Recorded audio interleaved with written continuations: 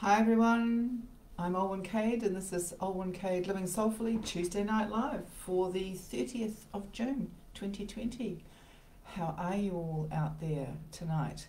Are you keeping warm if you're in New Zealand? Actually, some parts of Australia have been pretty cold. I've been conversing with some of my friends and people I know in Australia, and they're telling me that it's not very warm over there down in the southern parts of Australia either. So whatever you're doing right now, I hope your tootsies are warm and you've got a nice hot drink to start off the evening. Okay. Tonight's topic is based upon a series of blogs that I wrote some years ago called The Voices in My Head. It was a 5-part series that I wrote about these lovely, very colourful archetypal characters that were playing out in my life. I discovered them through reading some books, 2 or 3 books. There were 2 by Martha Beck, was Steering by Starlight and Finding Your Own North Star, and the other one was Caroline Myss's Sacred Contracts. And I'd had a number of things go on in my life before that. So I thought what I would do in order to introduce you to the first character, which is the critical critic, which is this week, I would just read you the blog. Now, you know, I know that you could go to my website and read it, and please do anyway if that's what you want to do, but I just think that it would be really good if I gave you an introduction to these characters and I also read you what I wrote all that time ago. All right. And I'll read it to you as I've written it so that you can understand where I was at the time. It says, sometimes I feel like I'm going mad. There are so many people living in my head telling me how to live my life that I feel like I'll go unquietly insane. And for the grammar police out there, I realise unquietly is not a word, okay? Their voices are often loud and demanding my attention, and they even gang up on me sometimes, and their point of view has for the most part run my life and discouraged me from any kind of self-love. At first, I thought the purpose of these larger-than-life characters living in my head was to sabotage me from having a happy life, to stop me from getting ideas above my station, to protect me from imminent death in almost all situations, or to deprive me of confidence in myself from the inside of my house, or from going anywhere outside of my house. And their existence was for a much higher purpose than I could ever have imagined. And it's also divinely synchronistic and in line with my passion and love for characters of all kinds. And no coincidence that I spent many years in the theatre playing, directing, writing and creating characters. So these characters that appeared in my life, in my psyche, and I was able to get to understand myself a whole lot better, are just larger than life. They're amazing characters. So I think that that just really, you know, helps me so much to understand what they're about, so that when they are actually playing out, they come out in a very large form, and I get to see what's really going on. But for 4 decades, I had no idea how to deal with these voices in my head until I read 3 books, which are the books I told you about, The Steering by Starlight, and Finding Your Own North Star by Martha Beck, and Sacred Contracts by Caroline Myss. And the contents of these 3 books really touched my insides and guided me to identify with my fears and phobias and self-deprecation through these over-the-top characters who had been running my life, and they were just like running rampant around everywhere.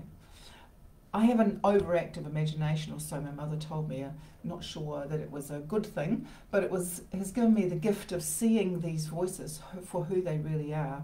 And most importantly, that they are there to empower me and to teach me not to take myself too seriously. In fact, they empower me to be more of who I really am. So I set about getting in touch with my inner cast of fear-filled, doubting Thomases and naysayers, and I thought you might like to meet mine, as I have no doubt that some of their relatives might be playing out or camped out in your head, sharing their fears and doubts and unqualified advice with you, just like they did with me. Being more of myself has been the most challenging thing I've ever done, and I chose a life full of challenges this time round. And I've received brickbats and bouquets in equal amounts, and the brickbats really hurt. And I'm told you have to grow a thicker skin. Well, mine's still thin, and I do bruise easily, but I'm not going to grow a thicker one, because it will mean that I have to be someone that I'm not, and I don't want to do that. I'd much rather stay in connection with that softer part of myself. And the world is full of critics. And I learned about critic archetype early on in my life. And then I joined the theatre fraternity as an actor and then as a producer and director and choreographer and writer. And being critiqued is an integral part of the journey. And I've also been the critic and dished out my fair share of brickbats and bouquets. And those on the receiving end were either dashed to the ground or buoyed by my comments. The external critics are pretty easy to spot, but that inner critic, and I call her the critical critic, is the one who has the most to say and does the most damage. And I've had a pretty active one of those myself. And as I said before, she's part of a troupe of archetypal characters who play out in my psyche daily, dishing out their brand of words of wisdom to me through their authoritarian personalities, resulting in my feeling crushed and ready to give up and give in and run for the hills or pull the blankets back over my head on some days. One of my earliest critics was my mum, my dear mum. She believed she didn't receive much praise in her early life from her mother either. So she transmuted her experiences onto us. And when I would tell her about how I felt or what I saw about my dreams and my fantasies, she would tell me with her tone of derision that I had an overactive imagination, which meant that she didn't believe me and that I was actually being stupid. And I felt really hurt by that.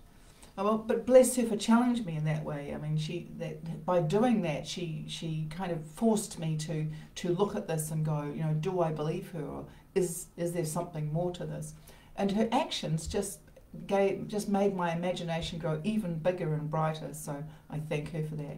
And it's guided me through some seriously daunting passages so far, and it still serves me well today. And through my overactive imagination, I began to see critical critic and her ensemble of naysayers as characters who operated either as individuals or banded together as a team. And they took shape in my mind as larger-than-life characters strutting around in my psyche, having their say whenever they felt like it, and at their most satisfied when I gave them attention and completely justified when I gave them my power by believing what they said about me. When I allowed this to happen on the inside, then I would also manifest someone externally who would reiterate what they'd been saying to me. Spooky, eh? At first, I would be floored, shocked, and really hurt. And then I realised that these willing souls were just playing their part too, by delivering me the message from the outside so I could feel it at a conscious level. And what was really spooky was that it was always what one or more of my inner troupe was saying to me about myself. So what does my critical critic say to me? Well, firstly, she doesn't talk about me in the first person, only in the third. She's talking about me, she's not talking to me. And that really pushes my buttons because it's as if she's gossiping to someone about me and running me down behind my back, which is really challenging. And I really, really dislike that. And this is the kind of thing she'd say, oh, you'll never amount to anything. You know, she's had so many opportunities in her life to do something with her life, but she always blows it. You know, oh, no, don't do that because there's always someone who's doing that much better than you are. She's a has-been, she has no credibility, you're too old. And I'd just be like, oh, okay, I won't do it then.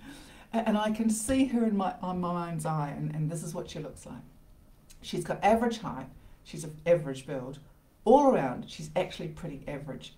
She looks like your typical 50s housewife, bless them, goes to all the right groups and clubs, is in the clique of all the other average people in the world, and she fits right in. And she's not liked or disliked by anyone. She conforms to everything and everyone, and has little ambition and most certainly wouldn't step outside the norm. So if by now you're Googling Psychology 101 to see what kind of kook I really am, well, you can save your energy. I'm not your average person on any level. I am most certainly certifiable. But through my madness, I know who and what she represents for me.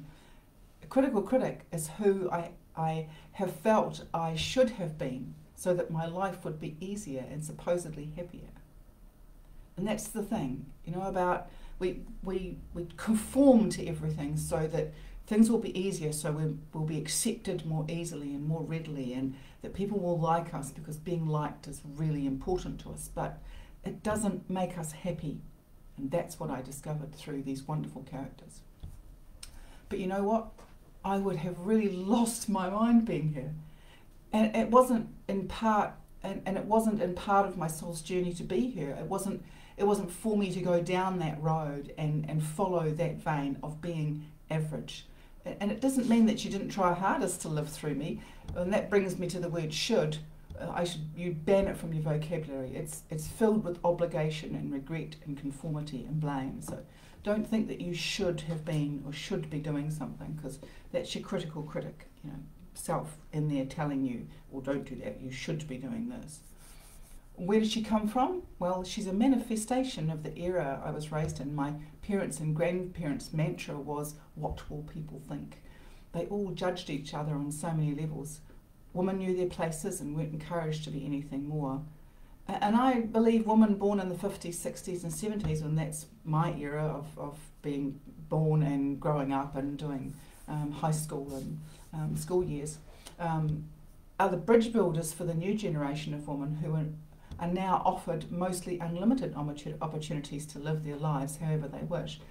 And when I was at high school, my option subjects were home economics, which is cooking and how to run a home, and for those who don't know that, and clothing, which was sewing, shorthand typing, typing on its own, or bookkeeping, and French if you were really bright. We were being funneled into office work, homemaking, teaching, nursing, and shop assistance.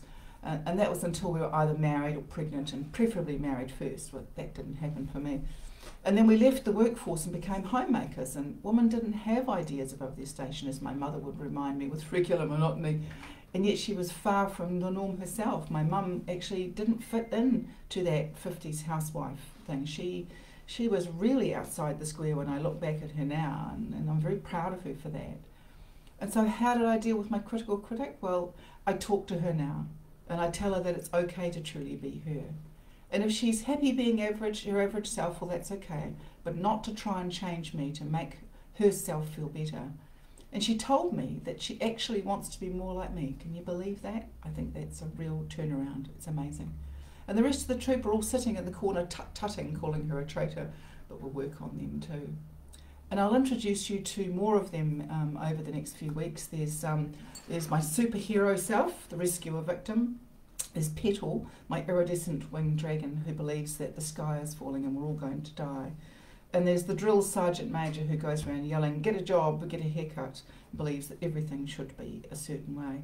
And the gatekeeper, which is, I think I've talked about the gatekeeper before, who is that person who, or part of ourselves that sets boundaries. Well, mine was being so lazy, he let everyone in and wouldn't let me out, and consequently I ended up with chronic agoraphobia. Couldn't even go to my gate or my washing line. And so I just want to say to you that everyone has a critical critic. We all have it. We all have it within us. And it's that voice in us that tells us that we're not good enough, that we're not smart enough, that we need to conform, that we need to be part of the crowd. Don't step outside that. Okay, and I think that that's something that we need to look at now, at the moment, more than ever. Especially when we're going through this process of great change where we're losing our jobs and our normal way of being is changing so much, that we're really going to have to transform ourselves, that we're really going to have to think outside the square. My critical critic, she has helped me to see myself in a whole different light. I look at her light side and I see that she's been trying to tell me all this time to not live like that, to not be like her, to be who I am now. And there's nothing, more scary than when you want to go step outside your norm. Hi Justine, how are you? Hi Joe and Holly and Leighton, and hi Louise, how are you? You know that inner critic well. Yes, I know that you do. Well, your inner critic, I don't know what your inner critic looks like, but like I said, mine, she's very average. She doesn't dress up, she doesn't dress down, she's just conforming. She blends into the background everywhere she goes. I'm getting a bit more colour into her as we go through life together. And so if you're having issues with that part of yourself, then I invite you to do what I did, and that was to sit down with yourself quietly somewhere and get in touch with that voice in your head. Find out who they are and what they're trying to tell you, and listen to the voice, because when I listened to that voice, her voice, I had heard that voice, physically heard that voice many times in my lifetime from lots of different people.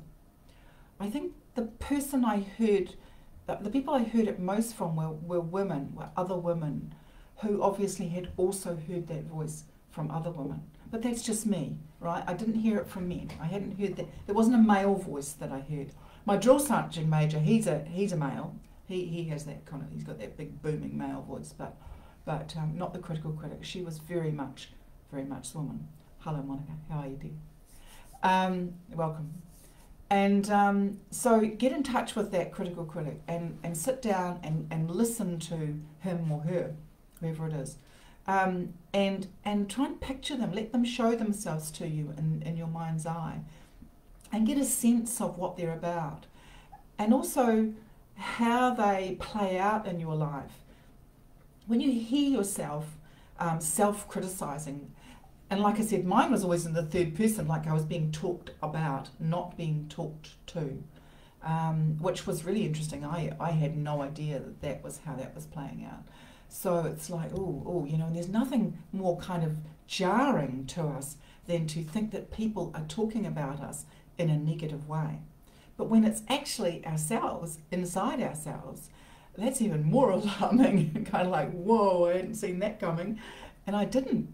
I was really floored by that. So when I start hear myself, we hear that part of myself talking in the third person, I'm like, oh, that's her. No. What are you trying to tell me? What's going on? One of the interesting things was I met up with a friend today. We met in the supermarket. And she was telling me how sort of like miserable the weather was and how she was feeling so yucky. And I said to her, look, you know, I'll give you another light onto this weather thing. You know, on the weather programs on television, they always tell you that it's going to be a bad day if it's raining at your house, or we're in for some bad weather. You know, like storms or whatever else. That's classed as bad weather. And so we have this thinking that when it rains or when it's snowing or when it's hailing or thunder and lightning or whatever else, that's bad weather. The thing that's really interesting is there's no bad weather. There's only weather. It is what it is. And that just reinforced my topic for tonight, you know, the critical critic, is that we've been programmed to believe that things are good or things are bad. And you've got to kind of look at that and go, is that true? Is weather bad? How can weather be bad? You know, it's weather. It's natural. It is what it is. It's going to do what it's going to do, and there's not a lot you can do about it, apart from put your raincoat on or take a layer off or slap your sunscreen on or whatever you need to do. And just go along with it, you know. But we're so obsessed with the weather. And I've often said that, you know, if we didn't have the weather, we'd have nothing to talk to strangers about. We'd actually have to get down and have some serious conversations with the person at the gas station or the person in the checkout or whatever it is, you know, how's your love life, you know, are you really happy, all that kind of stuff. So, you know, that's that, a little anecdote from my journey today. But it reinforced for me, as I said, this whole programming of us. And I think that for me, my inner critics, there's voices in my head, as you'll see over the next few weeks when I introduce them to you and talk about them, is that they are all voices from outside of me. They are all people and belief systems and consciousness, old consciousness of. Well, for instance, the drill sergeant major is about, you know, you don't follow your dreams. You never follow your dreams. You get a job and you get a haircut and you do what you need to do, and there's no point in thinking about being happy about that, because that's just not how it is. So get over that one and get out and get a job. And, you know, and then when the critical critic gets in there and the sergeant major are having their conversations, and, you know, they're all band together sometimes, is that it's really powerful, because the critical critic is going, yes, well, you know, I knew she would never amount to anything. She's doing this really weird, spooky stuff, you know, talking about me in the third party. And then the sergeant major's going, yes, well, she really does need to go out and get a job. And me, at the time, I'm panicking, going, oh, I need to go and get a job. I shouldn't do this. This is really wrong. I'm letting this side down. I'm letting John down. I'm not earning enough money. I'm not doing this. I'm not doing that. And before you know it, I'm in a real sweat and I'm in a lather. And I'm feeling like I'm worthless. All because of these characters that play out, that have been messages that I have received throughout my lifetime about how I'm supposed to be and who I'm supposed to be and what I'm supposed to be doing with my life. All right? How we know whether we've actually made the right decision is this absolutely wonderful, wonderful gift that we all have. And we all have it. No one is without it. It's called 20/20 hindsight. And it means, you know, you can look back and go, yeah, well, that worked out really well. And, yeah, that was good. And you can go, oh, shouldn't have done that. You know, we've all got the gift of 20/20 hindsight. And that's how we can look and go that I listened to myself and I did the right thing. Or, well, I tried that, I gave it a go, and okay, I've given it my best shot, but, you know, do I give up, or do I just go get a haircut, get a job? What do I do? And you've got to, again, go back and listen to yourself and go, where am I most happy? Where am I most happy? You know, it doesn't matter how many times you've tried something. It doesn't matter how many times you've tried. Don't give up. Just keep trying. Keep going. Keep doing. My critical critics and I, my troupe now and I, we have an understanding. Sometimes they come in and take over, and I have to go, oh, calm down, quieten them down. And other times I'm really strongly in my own power, and I can forge ahead and do what's in my heart and what feels really right for me. And this is what feels right for me. Doing this work. This is what I really want to do. And that noise that you're going to start hearing shortly is rain on our roof of our conservatory, because that's where we are. It sounds really interesting. So I hope that's of some value to you. I hope that that helps you in some way. As I said, go back and try and picture your critical critic. Write them down. If you can draw them. What are they wearing? You know, how do they walk? What do they look like? What tone is it? And where have you heard that voice before? Whose voice is that? If it hasn't got a particular person attached to it, then it is part of something like a consciousness, a belief system that gets passed along through family or through community or school or wherever. It's part of a wider belief system that you've taken on or brought into yourself. But I can actually often hear a person's voice attached to those voices, which is really good. Okay. I thought that I would just end my little piece for you with a little piece from my critical critic here. One of the things that we decided, I wrote at the end of my blog, was that I was going to embrace these people. I was going to embrace these parts of myself. And that I was going to make friends with them, because that was the best thing that I could possibly do. There's no point in having them as my enemies and trying to get rid of them out of my life, because I had so much to learn from them, and I still do. Okay, they're not gone, they haven't disappeared. I've just kind of transformed what the messages that they are trying to send me about myself.